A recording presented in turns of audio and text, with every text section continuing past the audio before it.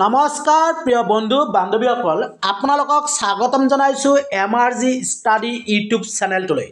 আজিৰ এই ভিডিঅ'টোত আলোচনা কৰিম ADRE grade 3 and grade 4 Assam police AB and UB লগতে ডিএমই গ্ৰেড 3 এণ্ড গ্ৰেড 4 পৰীক্ষাৰ বাবে মোষ্ট ইম্পৰ্টেণ্ট 50টা সাধাৰণ জ্ঞানৰ প্ৰশ্ন এই ভিডিঅ'টোত আলোচনা কৰিম।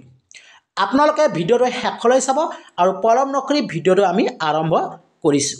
তাৰ আগতে এটা ৰিকুৱেষ্ট প্ৰিয় বন্ধু বান্ধৱীসকল অনুগ্ৰহ কৰি আপোনালোকে এই চেনেলটো ছাবস্ক্ৰাইব কৰিব আৰু ছাবস্ক্ৰাইব বেলটো বজাই ৰাখিব।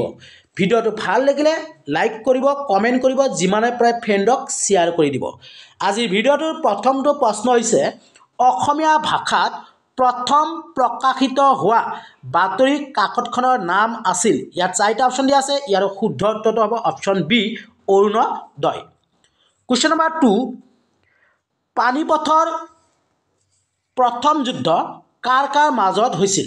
পানিপথৰ প্ৰথম যুদ্ধ হৈছিল 1526 চনত আৰু এই যুদ্ধ বাবৰ আৰু ইব্ৰাহিম লোডিৰ মাজত হৈছিল। Correct answer option A. Question number 3 অসমত কিমানখন গাঁও পঞ্চায়ত আছে? অসমত কিমানখন গাঁও পঞ্চায়ত আছে? শুদ্ধ উত্তৰ অপশ্যন বি 2486 মনত ৰাখিব। Question number 4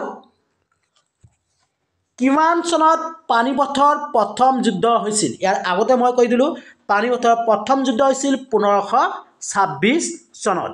correct answer option A. Question number 5 কোন চনৰ পৰা ব্যাঘ্ৰ প্ৰকল্প আৰম্ভ কৰা হৈছিল? কোন চনৰ পৰা ব্যাঘ্ৰ প্ৰকল্প আৰম্ভ কৰা হৈছিল? Correct answer option D 1973। Question number 6 ভক্তি ৰত্নাকৰ পুথিখনৰ লেখক আছিল। ইয়াৰ শুদ্ধ উত্তৰটো হ'ব অপশ্যন বি মাধৱদেৱ। মাধৱদেৱ ভক্তি ৰত্নাকৰ পুথিখনৰ লেখক আছিল। কুৱেশ্যন নম্বৰ 7 গুপ্ত বংশৰ প্ৰথমজন স্বাধীন ৰজা কোন আছিল? গুপ্ত বংশৰ প্ৰথমজন স্বাধীন ৰজা কোন আছিল? ইয়াৰ শুদ্ধ উত্তৰটো হ'ব অপশ্যন এ প্ৰথম চন্দ্ৰগুপ্ত। কুৱেশ্যন নম্বৰ 8 ভাৰতৰ প্ৰথমখন সংৰক্ষিত জৈৱ মণ্ডলৰ নাম কি? ভাৰতৰ প্ৰথমখন সংৰক্ষিত জৈৱ মণ্ডলৰ নাম কি? ইয়াৰ শুদ্ধ উত্তৰটো হ'ব option B Satpura. Question number 9 Indica গ্ৰন্থৰ লেখক হ'ল। ইয়াত চাৰিটা অপশ্যন দিয়া আছে। ইয়াৰে কোনটো শুদ্ধ হ'ব? ইয়াৰ শুদ্ধ উত্তৰটো হ'ব অপশ্যন চি মেগনানিছ। কুৱেশ্যন নম্বৰ 10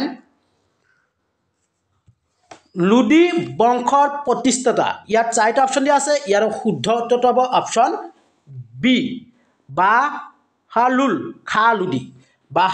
খা লোডি লোডি বংশৰ প্ৰতিষ্ঠা আছিল। কুৱেশ্যন নম্বৰ 11 তলৰ কোনখন নদী বৰাক নদীত পৰিছে? ইয়াত চাৰিটা নদীৰ নাম দিয়া আছে। তাৰে কোনটো নদী বৰাক নদীত পৰিছে? ইয়াৰ শুদ্ধ উত্তৰটো হ'ব option D Jiri. Question number 12 কিমান চনত চাইমন কমিশ্যন গঠন কৰা হৈছিল? কিমান চনত চাইমন কমিশ্যন গঠন কৰা হৈছিল? ইয়াৰে চাৰিটা অপশ্যন দিয়া আছে। শুদ্ধ উত্তৰটো হ'ব অপশ্যন এ 1927। কুৱেশ্যন নম্বৰ 13 42ৰ গণ আন্দোলনত শ্বহীদ হোৱা গহপুৰৰ বীৰংগনাজনী। 42ৰ গণ আন্দোলনত শ্বহীদ হোৱা গহপুৰৰ বীৰংগনাজনী। ইয়াত চাৰিটা অপশ্যন দিয়া আছে। ইয়াৰ শুদ্ধ উত্তৰটো হ'ব option B Kanaklata. Question number 14 Kalahari মৰুভূমি ক'ত অৱস্থিত? কালাহাৰী মৰুভূমি ক'ত অৱস্থিত? ইয়াত চাৰিটা অপশ্যন দিয়া আছে। শুদ্ধ উত্তৰটো হ'ব অপশ্যন ডি অষ্ট্ৰেলিয়াত। কুৱেশ্যন নম্বৰ 15 মহাত্মা গান্ধী প্ৰথমে অসমলৈ আহিছিল। মহাত্মা গান্ধী প্ৰথমে অসমলৈ আহিছিল। ইয়াতে চাৰিটা অপশ্যন দিয়া আছে। শুদ্ধ উত্তৰটো হ'ব অপশ্যন বি 1921 চনত। 1921 চনত মহাত্মা গান্ধী প্ৰথমবাৰৰ বাবে অসমলৈ আহিছিল। কুৱেশ্যন নম্বৰ 16 ভাৰতৰ জাতীয় পতাকাৰ দৈৰ্ঘ্য আৰু প্ৰস্থৰ অনুপাত হ'ল ইয়াৰ চাৰিটা অপশ্যন দিয়া আছে শুদ্ধ উত্তৰটো হ'ব অপশ্যন এ 3:2 3:2 ভাৰতীয় জাতীয় পতাকাৰ দৈৰ্ঘ্য আৰু প্ৰস্থৰ অনুপাত। কুৱেশ্যন নম্বৰ 17 স্বাধীন ভাৰতৰ প্ৰথমগৰাকী গভৰ্ণৰ জেনেৰেল কোন আছিল? স্বাধীন ভাৰতৰ প্ৰথমগৰাকী গভৰ্ণৰ জেনেৰেল কোন আছিল? ইয়াৰ চাৰিটা অপশ্যন দিয়া আছে ইয়াৰ শুদ্ধ উত্তৰটো হ'ব option D Mountbatten. Question number 18 প্ৰথম অসমীয়া ৰঙীন কটা ছবিখন হ'ল প্ৰথম অসমীয়া ৰঙীন কটা ছবিখন হ'ল ইয়াৰ চাৰিটা অপশ্যন দিয়া আছে শুদ্ধ উত্তৰটো হ'ব অপশ্যন বি ভাইটি। কুৱেশ্যন নম্বৰ 19 কোনে সতী প্ৰথাৰ বিলুপ্তি ঘটাইছিল? কোনে সতী প্ৰথাৰ বিলুপ্তি ঘটাইছিল? ইয়াৰ চাৰিটা অপশ্যন দিয়া আছে ইয়াৰ শুদ্ধ উত্তৰটো হ'ব option B Raja Rammohan Roy. Raja Rammohan Roy. Question number 20 মন মপ দাবী প্ৰথা কোনে প্ৰৱৰ্তন কৰিছিল? ইয়াত চাৰিটা অপশ্যন দিয়া আছে ইয়াৰ শুদ্ধ উত্তৰটো হ'ব অপশ্যন বি আকবৰে। কুৱেশ্যন নম্বৰ 21 মোগল সাম্ৰাজ্যৰ প্ৰতিষ্ঠা ইয়াত চাৰিটা অপশ্যন দিয়া আছে ইয়াৰ শুদ্ধ উত্তৰটো হ'ব অপশ্যন চি বাবৰ।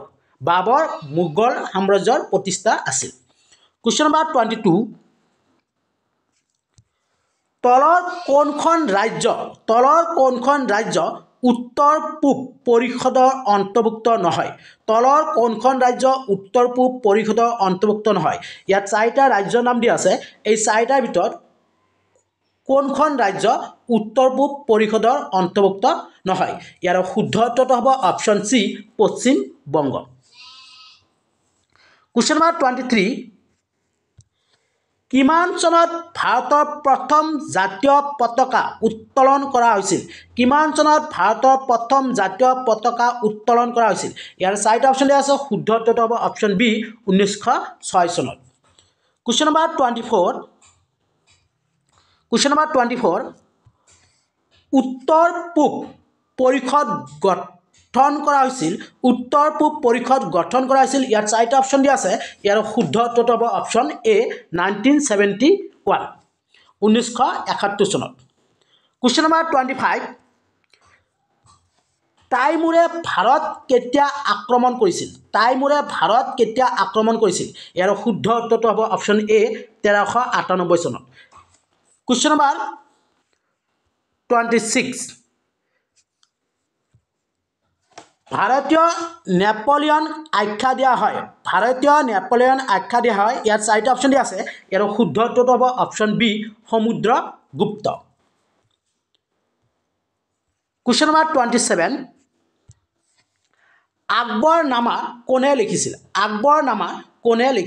ইয়াৰে চাৰিটা অপশ্যন দিয়া আছে শুদ্ধ উত্তৰ অপশ্যন এ আবুল ফজল আকবৰনামা লিখিছিল। কুৱেশ্যন নম্বৰ 28 BTADৰ অন্তৰ্ভুক্ত জিলা কেইখন? BTADৰ অন্তৰ্ভুক্ত জিলা 4খন। Correct answer option B option আৰু BTAD কেতিয়া গঠন কৰা হৈছিল? 2003 চনত মনত ৰাখিব। কুৱেশ্যন নম্বৰ 29 বাবৰনামা কোনে লিখিছিল? ইয়াৰ শুদ্ধ উত্তৰটো হ'ব অপশ্যন এ বাবৰে লিখিছিল। কুৱেশ্যন নম্বৰ 30 most ইম্পৰ্টেণ্ট প্ৰশ্ন বৰদৈচিলা কোন ঋতুত বলা বতাহৰ নাম? ইয়াৰ শুদ্ধ উত্তৰটো হ'ব অপশ্যন চি বসন্ত ঋতুত মনত ৰাখিব। কুৱেশ্যন নম্বৰ 31 কাক অৰ্থনীতিৰ পিতৃ বুলি কোৱা হয়? ইয়াৰ শুদ্ধ উত্তৰটো হ'ব option A Adam Smith. Question number 32 কাজিৰঙাক 32 কাজিৰঙাক কিমান চনত ৰাষ্ট্ৰীয় উদ্যান ঘোষণা কৰা হৈছিল কাজিৰঙাক কিমান চনত ৰাষ্ট্ৰীয় উদ্যান ঘোষণা কৰা হৈছিল ইয়াৰ শুদ্ধ উত্তৰটো হ'ব অপচন এ 1974 Question number 33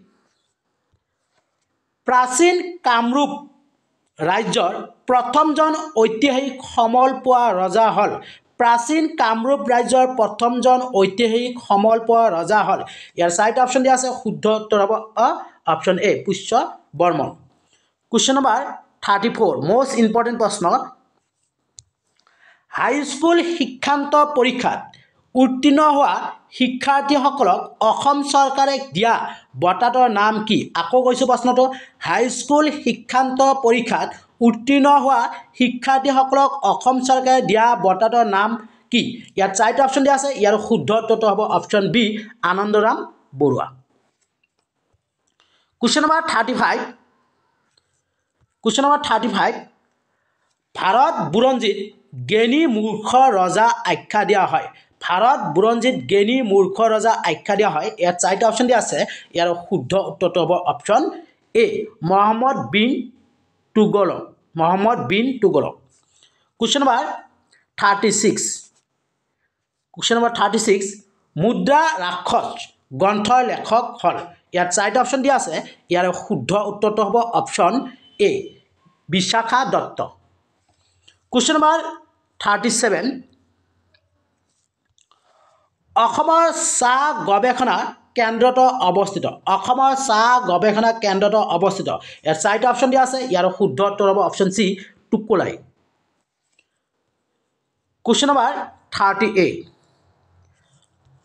ভাৰতীয় জাতীয় কংগ্ৰেছৰ প্ৰথম মহিলা সভাপতি কোন ভাৰতীয় জাতীয় কংগ্ৰেছৰ প্ৰথম মহিলা সভাপতি কোন ইয়াৰ চাৰিটা অপচন দিয়া আছে ইয়াৰ শুদ্ধ উত্তৰটো হ'ব option B Annie Besant Question number 39 ভূমিকম্পৰ প্ৰাবল্য জোখা যন্ত্ৰৰ নাম হল ভূমিকম্পৰ প্ৰাবল্য জোখা যন্ত্ৰৰ নাম হল ইয়াৰ চাৰিটা অপচন দিয়া আছে ইয়াৰ শুদ্ধ উত্তৰটো হ'ব অপচন সি সিসমগ্ৰাম Question number 40 Question number 40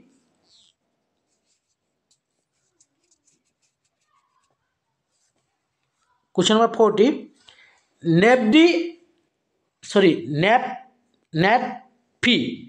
নেটফি নামৰ প্ৰতিষ্ঠানটো স্থাপন হৈছিল ইয়াত চাৰিটা অপচন দিয়া আছে ইয়াৰ শুদ্ধ উত্তৰটো হ'ব অপচন ডি 1995 Question number 41 উত্তৰ পূব পৰিষদৰ মুখ্য কাৰ্যালয় ইয়াৰ চাৰিটা অপচন দিয়া আছে শুদ্ধ উত্তৰ option B Shillong Question number 42 দিল্লীৰ কুতুব মিনাৰৰ নিৰ্মাণ কোনে সম্পন্ন কৰিছিল ইয়াৰ চাৰিটা অপচন দিয়া আছে ইয়াৰ শুদ্ধ উত্তৰটো হ'ব option C Iltutmish Question number 43 দাস বংশৰ প্ৰতিষ্ঠা ইয়াৰ চাৰিটা অপচন দিয়া আছে ইয়াৰ শুদ্ধ উত্তৰটো হ'ব option B Qutubuddin Aibak Question number 44 উত্তৰ পূব উন্নয়ন বিত্তীয় নিগমৰ কাৰ্যালয় ক'ত অৱস্থিত ইয়াৰ শুদ্ধ উত্তৰটো হ'ব option B Guwahati Question number 45 Shakuntala Meghaduta Ritusamhara আদি কাব্য লিখিছিল ইয়াত চাৰিটা অপচন দিয়া আছে ইয়াৰ শুদ্ধ উত্তৰটো হ'ব option B Kalidas Question number 46 বিশ্ব এইডছ দিৱস কোন তাৰিখে পালন কৰা হয় ইয়াৰ শুদ্ধ উত্তৰটো হ'ব option C 1 December Question number 47